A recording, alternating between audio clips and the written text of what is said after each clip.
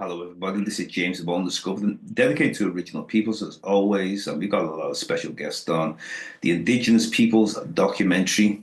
And, it's like a follow up basically of original peoples. Now, Indigenous peoples to me, first of all, I was always interested in Indigenous people from very young. I used to be very curious about people who lived in the Pacific Islands, Australia, peoples of Asia, South America, North America, Central America, Africa in particular. And then later on, as I started studying, I started learning about indigenous black peoples of lands that, we didn't really come across, especially in the likes of places like Asia. When I went into like the Philippines and I'm meeting the Etta, meeting the Orange Asli in Malaysia, meeting the Mania Thailand, going into Sri Lanka, meeting the Veda peoples, seeing black peoples in Indonesia, and also dark-skinned Singaporeans. There's a heavily black presence that's still around to this day. And me personally, I got to give props to Dr. Runoko Rashidi. And there's other people, but he was the one who really inspired me to get out there, not just read about these people, get out there and explore and take far journeys, long drives, very dangerous roads and taking part in all sorts of rituals and walking on the longest canopy in the world to see the Orange Asli tribe. This was like maybe 131 feet high, 500 meters long, like 20-minute walk. They call it the spiritual walk. And it was very interesting to connect with these peoples. And some of the journeys are very far, probably one of the longest ones was 12 hours visiting the Hmong people in Vietnam. And also took like a 5-hour drive from Kuala Lumpur, Malaysia to visit Taman Negara. This is where the indigenous black peoples are. So I had to take like two different buses to go and visit the Mani tribe in Thailand, 7 hours. The Philippines was about a 5-hour drive from Manila, and this is in the mountainous areas, and you need a 4x4 Jeep to get up there. Now, the time in Thailand was in the nighttime, and I actually was the first time I went there in the nighttime. I was there with me torches, because you can't just enter there. You have to give like a signal that you're coming in at nighttime. Otherwise, they will hit you with the blow darts, and you'll be done in 6 seconds with poison on those darts. So for me, it was about me courage and also it was me passion. I'm very passion driven to be able to go and visit these peoples. And some ways it risks to do these things by yourself. I'm not trying to advise other people to do it like how I done it. Maybe you can do it a safer way. But I was really passion driven to really go and connect with these peoples, linking with the chiefs in the Fiji Islands, absolutely beautiful place. And these people connecting to Africa also. So every place I go to, I feel like there's this connection with indigenous peoples, a shared culture. A lot of people speak on the supreme being. And I think, like I say, as we get more into this documentary, it's very important that we highlight the spirituality, the traditions, the cultures, one with nature, one with the creator, and basically the dualities of life. Some say God is good and he's bad. But then again, we shouldn't really look at that wrong because humans are the same. So how did we view God? We have to view God through ourselves and through nature. Otherwise, how would you understand the creator? Question number one: indigenous spirituality and beliefs. um, it is not really too complicated, in my opinion. The indigenous spirituality is something that has been in place long before Christianity or Islam ever came on the scene. Our ancestors have drawings on the walls in caves in Africa, many caves that denoted how they did things spiritually. And spirituality for me is not the same thing as belief. I would say belief is for you to believe in something that somebody has told you. Spirituality is what you have grown up to be part of. So, what do I mean by that? So, for example, in Yoruba land, we know about Ishu Olodumare, with the drawings, the carvings, and the deity that we worship. They have been long been part of who we are. What religion does is to really come to actually disrupt that and impose, you know, their doctrine of one God. That's not what we do in Africa. Across the whole of Africa, here's the thing I need to bear in mind. In all of the African countries, they all have they follow the cycle of the moon, which is 28 days. The Dogon Empire, Yoruba Empire, all of the empires. So that tells you something. This is not about. This is about spiritually connection to the earth. Religion separates you from connecting from the earth because it actually imposes wrong days. Sort of routines on you that actually disrupts your connection with the earth. My take on that, on indigenous spirituality and beliefs. The name of the god is Lawa. Lawa. So, as you said, we have this concept of the God, Almighty God, and after him, it is ancestors who are in always present in the daily life. They are around, and they come through different means, either the dreams or in the air, in the trees. They are here. So I know that the name is Lawa, and it has been taken also by the Christian religions. God is called Lawa. I see that there is Lawa in the Asian word. I think it's a river. I have You have to check. I'm not sure if there is a connection, but in any case, the name of the god is Lawa, which means okay, the notion of Almighty God is here, as in every African recorded society. history, recorded history, our records say that the indigenous people of Fiji have come all the way from Tanganyika in Africa, and whether the Fiji Islands was occupied or not, there is no recorded evidence. The only recorded history evidence that we have is that we came, the indigenous people of Fiji came from Tanganyika, and there were 4 boats that brought them over. For the traditional canoes brought them over.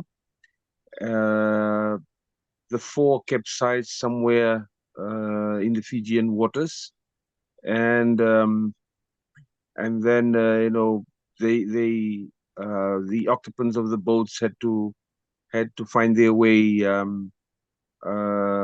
to reach the islands, and they were there already on the islands when the European explorers and discoverers reached the islands. Um, you know, that's when they started with the recorded history about the occupants, the inhabitants of the islands of the Fiji group.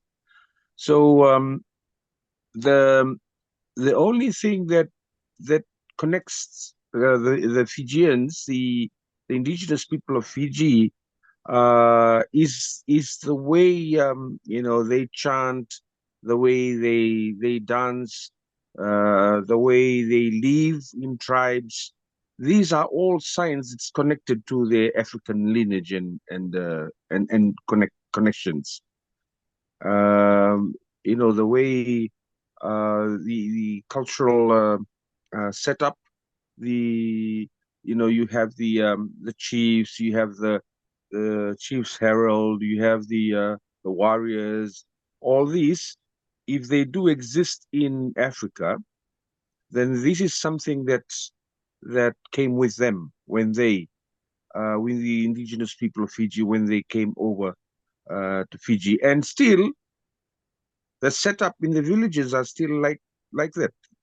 Um, we live in our tribes, we live in our clans, we have chiefs in every clan. We have the kingmakers, we have the the chief's herald, we have the warriors within one clan, we have fishermen, we have everything.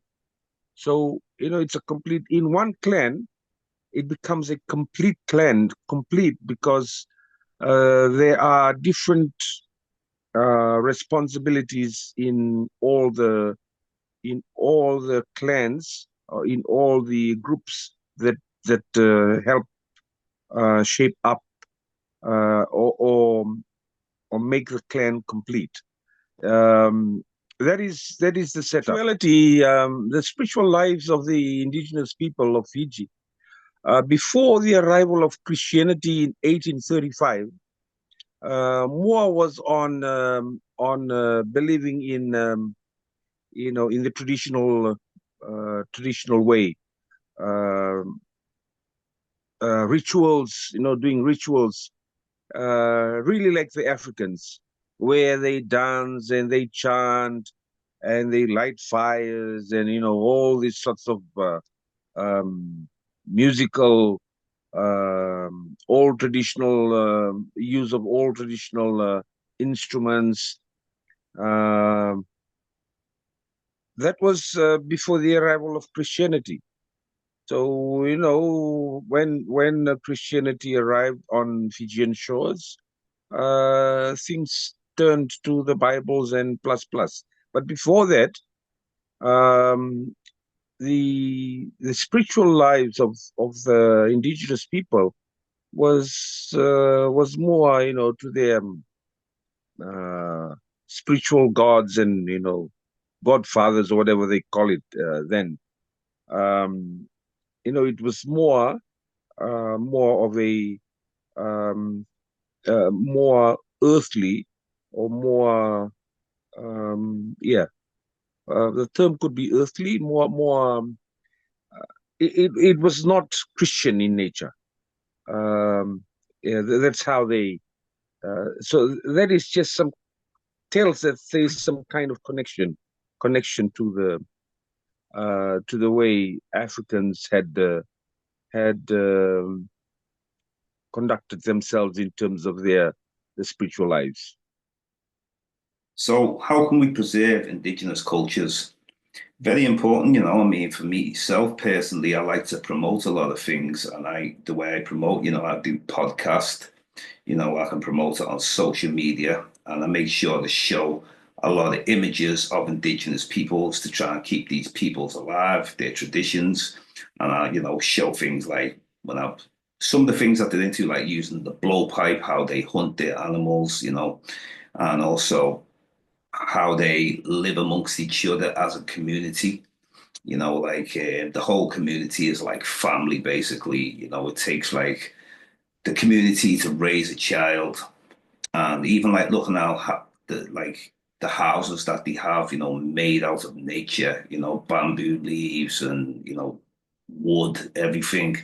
Even like chopping the trees down, make sure you plant another tree, and everything about them is very natural. Even from their herbs, the healers, definitely, the healers are important. And also looking how they teach one another. And it's all about the spirit of whether they live in a forest or whatever type of environment they live, could they live near a river. So basically, they don't need to be greedy and take more than what they need, and they will have like their things like, they have their singing from indigenous people, they have their dancers chanting, many different things. Also, you see a lot of deities that a lot of indigenous peoples have. And a lot of the deities could be like based on like Shango, Ogun, or Shun, and basically becoming that deity. Now, a lot of things are with the ancestors. Now, the important thing with the ancestors, people misinterpret that they worship the ancestors. I don't, from what I've come across, they pay homage to the ancestors, not worship the ancestors. They also, like I say before, they speak on a supreme being. And, through nature, they're able to understand the creator, because ain't nobody seen God in person. So if you ain't seen him, how would you figure it out? And a lot of these indigenous people, especially in Africa, they see like Mother Earth, Mother Nature, like the divine feminine, looking at like the universe, like a black cosmic womb, because end of the day, the universe has cycles, just like females have cycles. And also, there's the balance where obviously you need the masculine energy, the same as the feminine energy, just like how our left brain and right brain is. So, preserving them, like I said, I've been trying to do this for many years now. I've had many different guests on. I've basically did a lot of slideshows of different continents I've been, shown many, many different places and many different people, and also dealing with chiefs. So chiefs are very important, a part of the community, and dealing with even like the warriors of the tribes. You're having the spokesman, and even like I've met female chiefs, like in the Maasai tribes. Elders like 105, still a chief. So these things are very interesting, and it's not like an age discrimination as well. I mean, don't get me wrong, the elders usually the ones who tell the history, but at the same time, the younger people hanging out with elderly people is very normal. The way in the Western world, everything has its like, where everything's structured a different way. There's a lot of divide with many different things, but indigenous peoples, I will keep preserving them. I will keep visiting them and keep learning about them and keep speaking to different people about them. And hopefully there'll be more people like myself and like other people who've passed away, like Runoko Rashidi, Jay Rogers, Sheikh Anta Diop. All the greats. I could speak about many greats. Ivan Van Sertima, a lot of people who passed away. But, being alive to be able to speak on them, it's very important in the 2025 and the years to come. So hopefully we get more people promoting Indigenous peoples and speaking on their way of life. Because one thing that the Indigenous peoples told me anyway in Asia, they said that when they all die off, the world will end.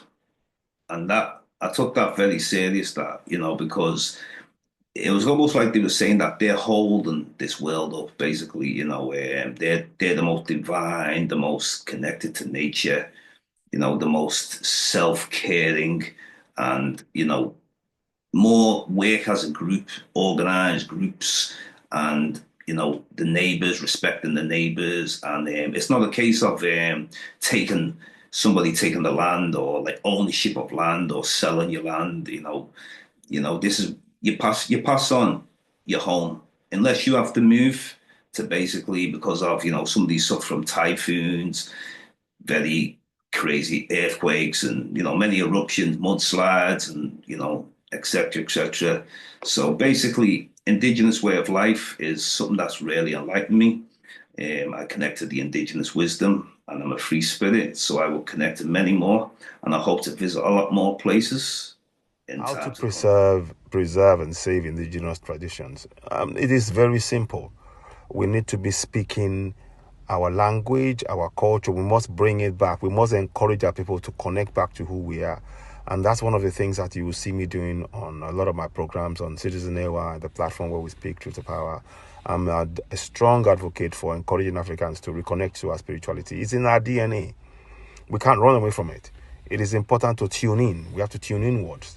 There are a lot of things that are spiritually, the traditions actually helps us to remember who we are, knows our stories. The Ifa, for example, Ifa has so many things in it, and it tells you.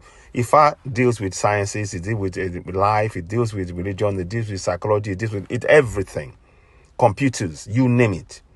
And that is part of who we are. And losing that would mean we are losing who we are, and that is what has been happening to us until late. Many people are reconnecting across the whole of the African continent. So that is my take on that question.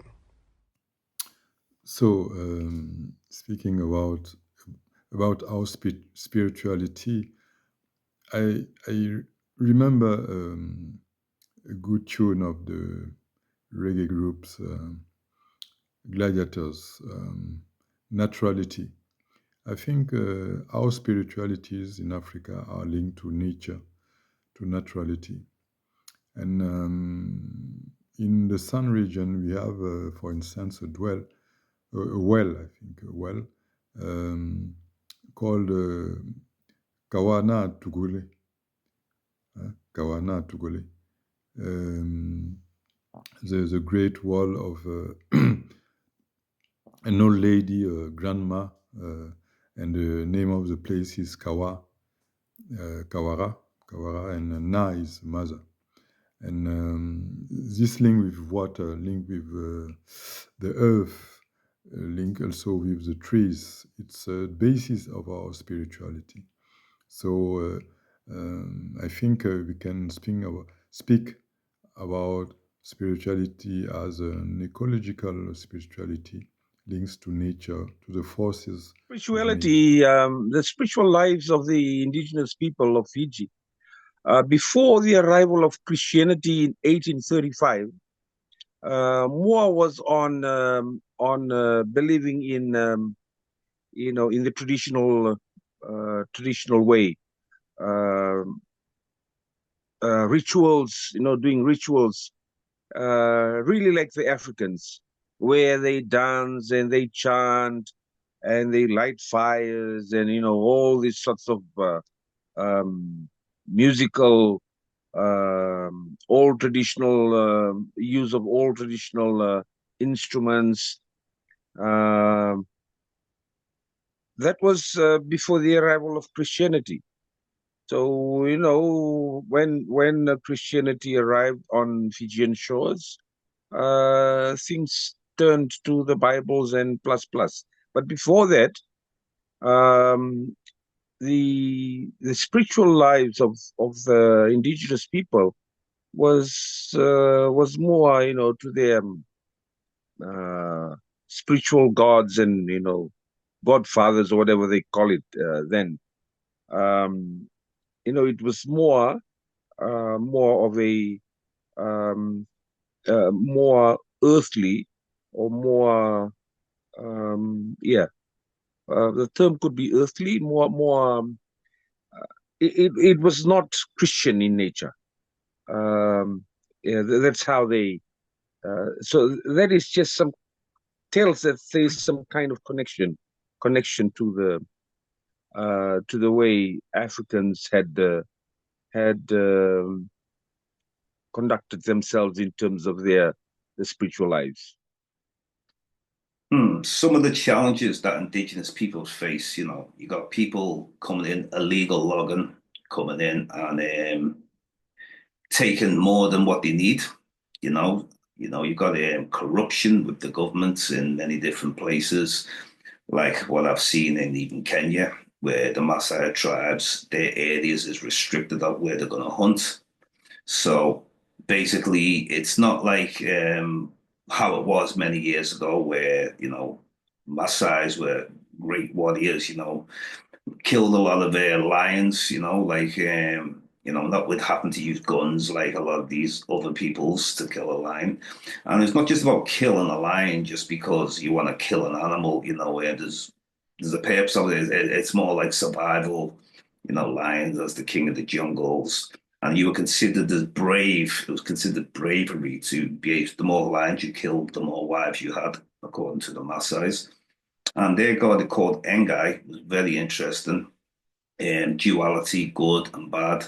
So I thought it was very interesting. Now, in order for me to tell these type of stories and that, I'm looking at like the challenges there's a lot of challenges of life. So with religions become part of the challenges, modern day religions, particularly Abrahamic religions, because when they came into Africa, used as a weapon to demonize the true African spirituality, the true ways of nature.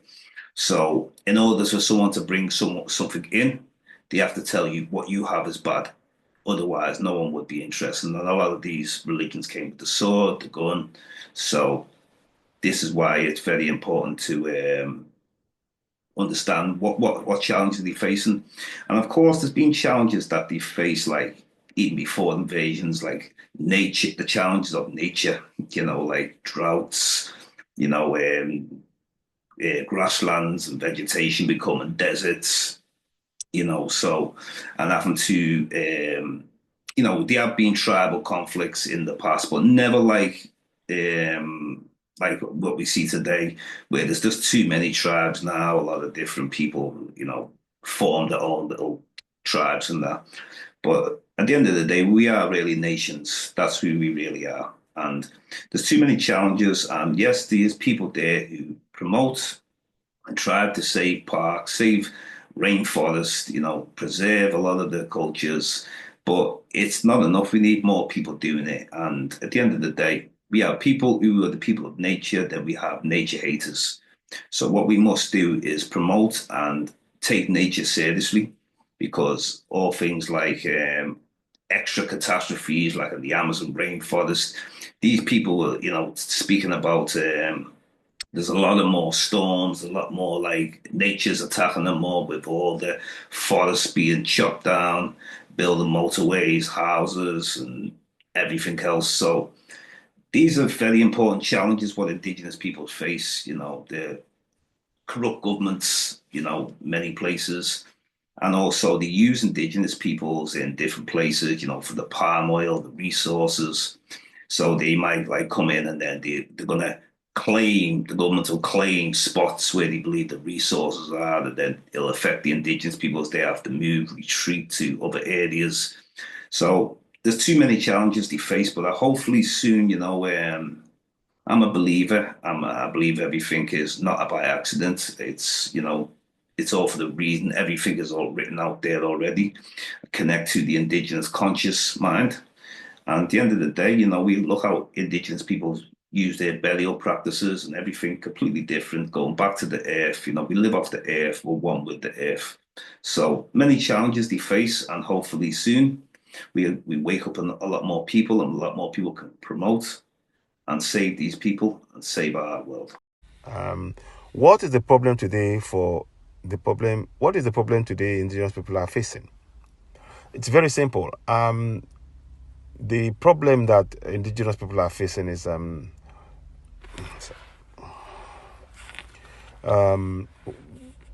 the the religious doctrines of others are being imposed on us, on a religious people, to make sure that the people do not have a connection to their land. And the reason why they're doing that is because those who come with these religions, they are particularly interested in the resources in the land of those indigenous people. They don't care about the people, they just want their resources. It's all about resources. And the religion is just a tool. The religion they impose is just a tool that allows them to take control of that land. That is really, and that is why we have to really state this and be very, very clear about that. It's very, very important, and we talk about that from that point of view. And we need to encourage indigenous people to actually stand and speak their language on their land. They are the sovereigns. And these religions come and actually try and say, no, you have to follow this God, follow that God. And by so doing, you have to follow them. And they start putting their own, they bring their own language, their own food. They're trying to indoctrinate you to follow what they want to do, or to separate you from the land. It's about separating the people from the land, and we need to reconnect the people to the land. Yeah. So what is sure is wrestling is a ways of educating the young boys, because after wrestling you also able to participate in the defense of the community. So it's as every young male has to do wrestling as game, physical education of the times. It also prepares the young males to become warriors. And until today, the San community is really specialized in wrestling and in the championship, and so the people from our region are really masters of wrestlings. It would be nice to take some videos in the web and show it also to to to show how important it is as in Senegal. But we do wrestling without boxing, without kicking. It also exists today in Nigeria. So for me, it's physical education, also spiritual education, to be courageous and to be bold. The point is, who on earth will start with with the initiative? Where do we start from, and who's going to do it? There's a need for us, the indigenous people of the world, to try and get together so that we address our common issues and ensure that we remain the world's original and indigenous people. Well, for me here in Fiji, I am currently the Assistant General Secretary, the Assistant Secretary of the Fijian Teachers Association, which is Fiji's leading and Fiji's biggest teachers union.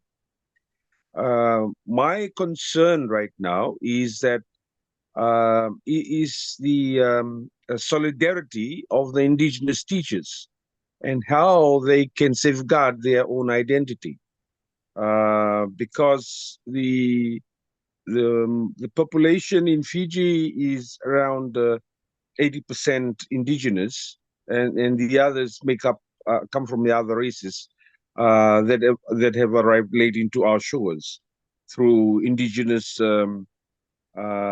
through indentured system, the colonizers by the British, the way they had tried to, in the name of safeguarding the indigenous people, they brought other races to come and do work here and to keep the indigenous people remain in their own villages so that they do not, their culture and what they believe in is not disturbed. They went as far as the British went as far as bringing blackbirding, blackbirders, the Solomon Islanders and the Vanuatu people to come and work in Fiji, which was an abuse of human rights, in my opinion. Now, by the way, in terms of what I do, what I'm more concerned about now is the indigenous solidarity of the indigenous teachers, and also, like in Fiji, we do not have. I'm currently working on trying to advocate on what should be legislated as the Fiji Indigenous Language Act, to be taken through the corridors of the Fijian Parliament. Because right now in Fiji, there is no Fijian Indigenous Act, Indigenous Language Act, and there's a need for a Fijian Indigenous Language Commission. I see that there's a need for a regulatory body to decide on the proper and meaningful use of the right context of the Fijian language, because there is development in language that linguists say, those that are involved with linguistics, and there's a possibility of people coming in, those that have graduated from the universities in linguistics, and they come in and they may change um, the indigenous language according to the rules of linguistics. So we need a commission, a Fiji Indigenous Language Commission, to regulate, and maintain the original structure of the indigenous language. That is what I'm aiming for right now. And yes, there's a need. We are looking for uh, sponsorships for people who are there for the indigenous cause of the indigenous people of the world to help us in this area, so that we may have the advocacy and the awareness financed in the rightfully, so that we can realistically address the issue. So it's been a real privilege being able to interview a lot of these Indigenous peoples, listen to their stories and the challenges they face and how we can promote them and learn from them, because we've got a lot to learn from them, and we want to understand history, want to understand ancient history, also I go to visit some of these structures, even like in Cambodia, Angkor Wat, amazing, seeing the Bayon temples. These are like very Africoid features. So basically, you see the first peoples of the Black peoples, original peoples, wherever you go on this earth. Right through Asia was Black, and you still got a large Black presence in Asia. The same way you've got like Black Arabs, original ones, you got some who's still there. And then also, looking at going to Chichen Itza in Mexico, looking at the pyramids, you've got the Olmecs, and you can clearly see these are Africoid features. So it's very important to check out the structures as well as check out the people and do your research before you travel to a lot of these places. Even when I seen a three-step pyramid in Tonga, I seen a Stonehenge. So all these different structures, it's an honor to be able to see them and look at what our ancestors did, and it's an honor to be a Black man and being part of an original peoples. My roots is Nigeria, Ijaw tribe, and it's very important that we try to preserve their cultures and learn about them. And I encourage more people to go and visit them. Even people in Madagascar. These are places that I went through. Mauritius. Meeting the Khoisan people in South Africa. The Mandinkas in Gambia. Namibia. Also Khoisan there, and many other places I've traveled to, Kenya, Maasai tribes, and Bantu peoples, which are Bantus all over Africa. So Zanzibar. So we could speak about many different peoples of Africa. I've came across the Aboriginal Australians, Pacific Islanders, and South Americans. So I like to go all over the world and explore, learn about different cultures, and teach myself.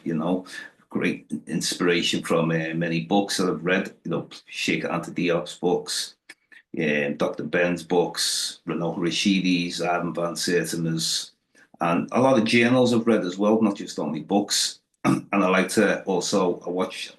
I've always been interested in watching documentaries myself and looking at like wildlife. I do safari tours myself, and it's just great. There's nothing more greater than nature, and being amongst it. But very important things is like that the knowledge what Indigenous people have, which we must speak on, like the high level of consciousness, light and darkness, cycles, natural laws that govern the universe, and they're very deep. They have a very great understanding. And thousands of years ago, being able to preserve knowledge, and people like ourselves being able to go and learn about these things, what our ancestors did thousands of years ago. So it's important that we try to learn more about Indigenous peoples. And this basically what this documentary is really about. A lot of people are deep scientists, metaphysics, astronomy, they deal with astrology, even like the dates of when a lot of these structures are built, and they're not just built in any area. Everything is about alignment. And this is how they make these connections. They understand the cosmos. And people to this day is like modern day scientists couldn't understand the Dogon, how they had this such great knowledge of astronomy, and the Dogon go back to at least about 3,200 BC with their astronomical knowledge. So very important anyway, and it's been an honor to connect to this and do this, and I will hopefully be promoting more documentaries in the future.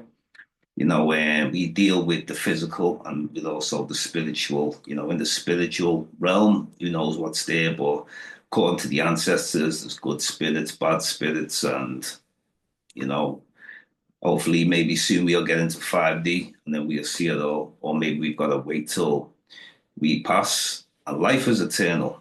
Before we're born, we existed, and after this physical, we will still exist because our life is eternal. Peace, one love, and respect, and let's fight for these indigenous peoples from Africa, South America, North America, Caribbean, you know, Pacific Island, Australia, and Asia. So one time, the cycle will begin again, and we'll go back to the beginning, and we will definitely rule this planet again. One love. What are some of the solutions we can do to help? Awareness. We need to just raise awareness in all communities. We need to raise awareness about the history, knowing our history, telling the history of indigenous people, and encouraging people to speak their language. Our language is the strongest tool that we have, and also allowing people to know that they are sovereigns on their land in their own language. That is really the solution. We don't want to make it too difficult or too complicated. It's about raising awareness about our spirit and about our connection to the soil as indigenous people who are the sovereigns of the land.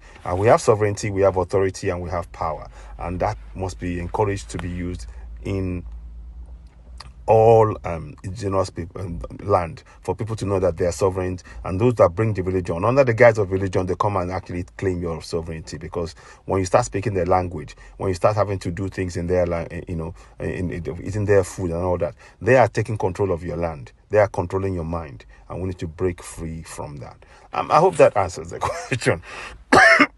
Sorry, yeah, not quite 100%, but I'm going to try and do a few things. But anyway, that is my take on the 4 questions. But while you live with all these people, you have to follow certain rules.